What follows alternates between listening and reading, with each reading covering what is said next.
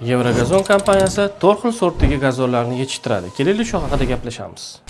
Birinchisi Sportmaster urug'i Daniyadan keltiriladi, O'zbekistonda yetishtiramiz. Uning afzalliklari plashatka, stadion trotuarlarga zo'r tushadi. Sababi nagruzka ustuvchimiz 100% bo'ladi, baquvvat bo'ladi. Bitta minus tarafi bor, dekorativniy ko'rinishga ega emasligi. Tolalari mayin, chiroyli ko'rinish bera olmaydi. Ikkinchisi Canada Green. Dekorativniy ko'rinishga ega, faqatgina tolasi o'rtacha bo'ladi. Mayin ham emas, qalin ham emas, o'rtasi. Uning minus tarafi o'ta mayin bo'lmaydi, faqatgina o'rta holatda bo'ladi. Nagruzka ustuvchimiz ham 50% atrofida o'rtacha. Ofisga, dachaga, xohlagan joylarga bitga qarab qo'ysalar bo'ladi.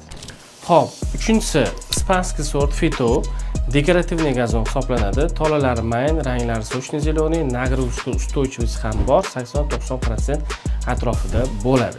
Ya'ni ustiga bosib yursangiz ham pachaqlanib qolmaydi. Mashinada yurib o'tib ketsangiz ham darhol o'zini tiklab olish qobiliyatiga ega. Minus tarafi deyarli yo'q.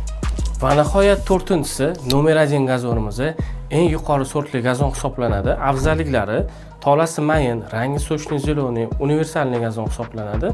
Nagruzka ustuvchimiz ham 100%. Yana zo'r tarafi komponentli bo'ladi. Komponent ko'proq bo'ladi. Salqin, quyosh joy tanlamaydi. Sekin o'sadi.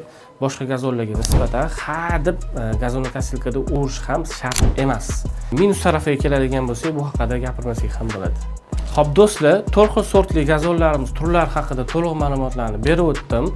O'zbekistonda faqatgina Yevrogazon kompaniyasi 4 xil sortli gazonlarni sizlar uchun taklif qila oladi.